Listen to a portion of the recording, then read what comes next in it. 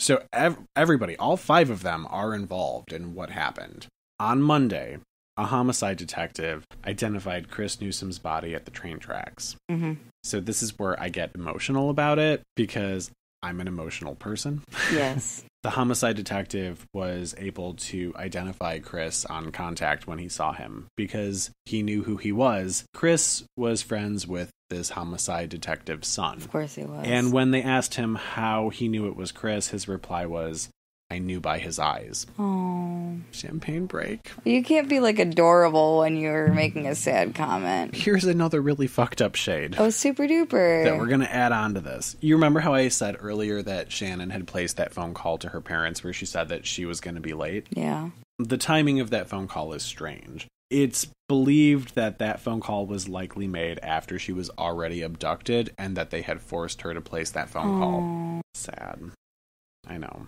So Chris is already probably dead when the phone call occurred too. I don't think that Chris was dead at this point. With the timeline, I'm thinking that it was after both of them were abducted and Chris had not been murdered yet. And I think that they were both maybe in a place where they believed that if they complied, that they would let them go. Yeah. Which is, this actually isn't in my notes, but I read this over and over again and I listened to LaTalvis's testimony. By the way, the testimonies are the worst for me because everybody's just like trying to cover their own ass essentially and make themselves out to sound like they weren't the bad guy. Made me, yeah. But they call everybody else out on what they did. So everybody turns on each other. And LaTalvis, in his testimony, he tries very much to make it sound like, well, he didn't know that they were going to go and steal somebody's car. He didn't know that it was going to be a carjacking. Except for that, that's what you do. Yeah, he tells everybody in his testimony, he's like, well, they said that they were going to bring me to meet this really hot chick that they wanted to, like, set me up with. And I left my girlfriend at the place, and we said we were going to the store. And then we got to this apartment complex, and then all of a sudden a carjacking happened. And then when we got back to the house, the 2 of them are tied up and everything. And I can't leave and I can't call the police or say anything because my brother LaMarcus, he's pulled a gun on me. So now I'm a hostage, right? So now, like, I'm the victim. Oh, of course. Sure. But the thing that he does say, which is such bullshit, because obviously his DNA is found inside of Channon. Yeah. He's like, well, you know, LaMarcus and Eric, they had left for a little bit, and I went into the room to check on her to make sure that she was okay and take care of her, and she was so scared, and she offered me oral sex if I would get her out of the situation and free her and convince my brother to let her go. So, like, I let her give me oral sex. Oh, let her. Mm-hmm. Which is, by the way, not what happened. But I don't want to get too much into the graphic details of it, but she was forcefully orally raped because the membrane in her mouth was completely broken apart. Oh, good. Super. Awesome. Yes. When they finally tracked down the stolen Toyota 4Runner, it was found parked right in the street in LaMarcus's neighborhood. So they checked it out. They also found an envelope inside of the Toyota with LaMarcus's fingerprints on it. Basically, they were able to piece it together pretty quickly. Yeah. And trace it back to him. So they go to his house, and then that's where they find Shannon's body in the garbage can. Super. So on January 11th, police detain and interview LaMarcus Davidson, who had tried to hide. Authorities allege he was the ringleader in the killings.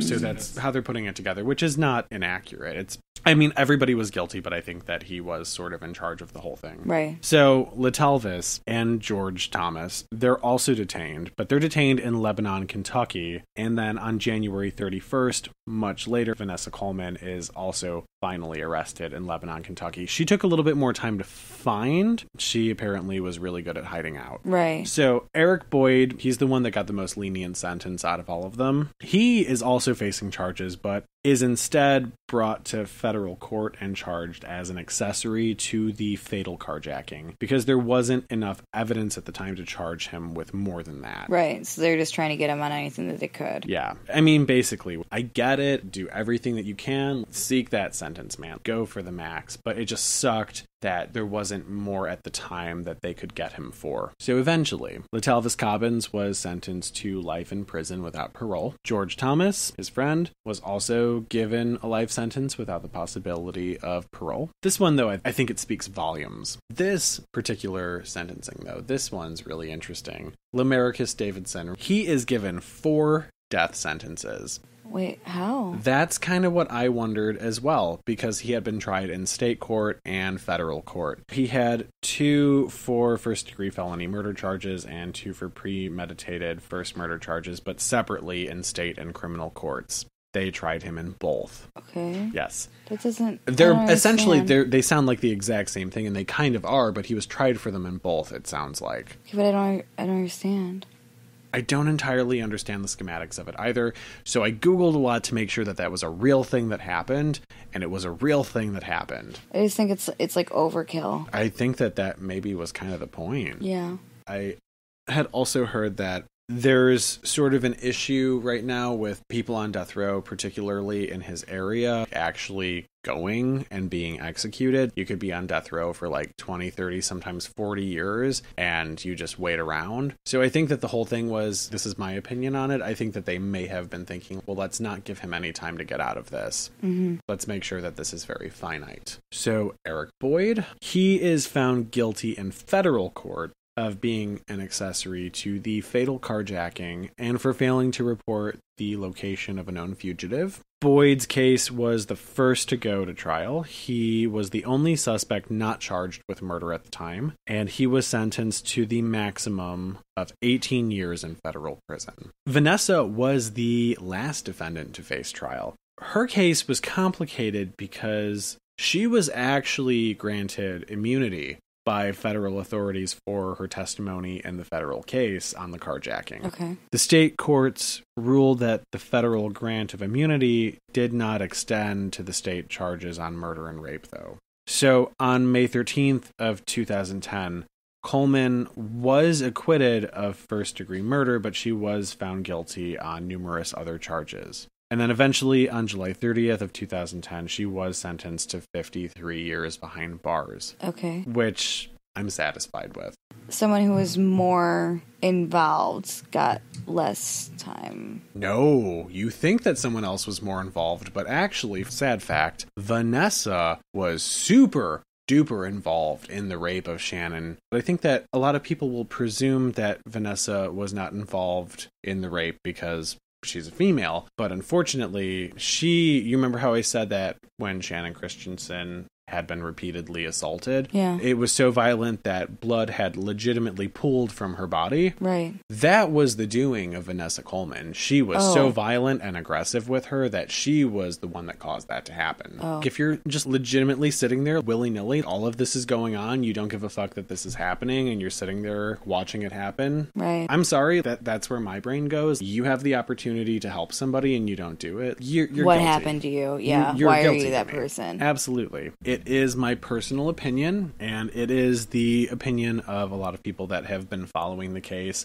and working on it for a long time, that this crime was not racially motivated. Mm-hmm. It did stir things up in Knoxville for a period of time. When it broke the news, there were a lot of very fake news reports being circulated in which the story had been sort of twisted to make it sound even more horrifying than it already was. There were news reports circulating saying that they had, on top of everything else that they endured, been dismembered, and all of these other things happened to them, which was not a thing. The national news media was being criticized for allegedly ignoring the story because the victims were, quote, white when the suspects were black. Oh. Which, I hate the racist narrative there. I'm so not trying to get political about it, but it actually is a very sensitive case. Yeah. The case also attracted the attention of white supremacists. So on May 27th of 2007, around 30 white supremacists led by Alexander Linder rallied in downtown Knoxville in protest of the murders, where they were met by a larger number of counter-protesters, many of whom dressed as clowns, parodying the Ku Klux Klan. Okay. Basically, what I'm saying here is that this whole thing, it caused a lot of tension. There was a lot of turmoil in the community for a long time following. Yeah, no kidding. Eventually, that house on Chipman Street, where most of the horror took place, was purchased and torn down. After it was torn down, a simple monument to Channon and Chris was erected in its place. That's really sweet. It's basically a big cross that has their names on it. There has been a really long fight to get Eric Boyd brought to justice. 18 years is not good enough. And now we're talking about it being 11 years later after the fact. And they are now finally bringing him back to trial for what happened to Channon and Chris. Okay. Was there new evidence? There's a lot of stuff that happened, but Chris's family especially fought tooth and nail, and prosecutors fought tooth and nail to bring this to trial again. They gathered more evidence. Some of that evidence actually are phone calls that had been recorded, as a lot of prisoners' phone calls are recorded, that were collected over time while he was serving his sentence. Yeah, sure. Back in the day, there were a lot of incriminating statements made about him in people's testimonies, but these were not really viable to use as evidence against him in court just because they were other people's testimonies. There's nothing specifically hard fact. But what we're talking about now is basically, we're talking about 11 years of Chris's family fighting to get justice for their son. Right. And the thing that I think is it's a multitude of things. It's sad, it's also incredible, and it's really haunting, is that I've listened to Chris's mother speak in several different news articles. You know, I've watched videos where she talks about this, and she says that she always knew that he was more involved than they made him out to be. She knew that he was more involved in what happened to her son. And she and her husband had made this promise after their son was murdered that they would never stop fighting for justice. They would always continue to make sure that the people that were involved in this got what they deserved. Right. And weren't let back out on the street. And she knew he had more to do with it than was initially believed. They went ahead and they spent 11 years pushing for this. Mm-hmm. As more information has surfaced, Eric Boyd at this point in time is alleged to have helped kill Chris Newsome as a part of the group's scheme, but he also is alleged to have killed Newsome personally while he was raping him. Oh, outstanding. The most recent article that I read about this was actually posted 3 days ago. Okay. Apparently, the trial has been delayed as of right now, but it is still being made a huge priority. I think that part of that is his defense pushing against it so that they can get their bearings together. Right. I think that there's another portion of it too, though, that the prosecution is making sure that they have everything together as well so that they can make sure that they do this the right way. Right, so that it doesn't get thrown out. Exactly. We're going to try to end this on the most positive thing that we can, which is really hard, so we're going to dig deep for it. Okay. But the Shannon Gale Christian Foundation memorializes Channon through a golf tournament every really year. Silly. It is really cute. The winner receives a scholarship. Okay. The scholarship is awarded to a female Farragut High School student, which, by the way, Farragut High School, that's where she attended high school and graduated from. But it's awarded to a student who is also attending the University of Tennessee. Right. That's really good, though. It's really cute. A Little League game is held in Chris's honor every year, and Halls High School, where he graduated from, gives a memorial scholarship to a student each year as well. It's really sweet. It is very sad, though. Yeah, no kidding. The research is the worst part of it for me. Right. Because you're revisiting the same facts over and over again, right? To imagine something like that happening to people who I, in my own head, see as being very sweet in their photos, it's just, I hate it. No, I hate it. I agree. The photos make it more real than just reading it like it's a story. They do. And listening to their parents talk about them, listening to family friends talk about them, teachers, coaches, I hate it. I mean, it's not a fun feeling. I hate it so much. I want to pull a Cheryl. If I could turn back time. Oh my goodness. Okay, like I would find a way. So much share tonight. Yeah, really. That is the case that I have been avoiding for a hot minute. But now you don't ever have to do it again. That's true. Although I will say this, even beyond what I had covered, I feel like what I did was the very basics of it. Knox News, they have covered this case every step of the way from the time that it first happened until now, and they've been very on top of this. So they actually were one of the best sources that I found about it. There's that other source, courtlistener.com. There are so many tiny little nuances and shades to this story that I think are really interesting. It's really super depressing, but if it's something that you're interested in, there is a whole wealth of knowledge out there about it. That was my case. I'm shutting it down. Champagne break. Shut it down. All I'm thinking about is that squirrel. I like that you laugh and you know that you don't think it's funny. No one does. It's okay. So after that horrific item. Yes, please distract me. I'm doing another ghost town. I didn't mean to because I was going to do another one. So I'm going to tell you about Watchung. It is a borough in Somerset County in New Jersey. Okay. The name comes from the Native Americans, and it supposedly means high hills.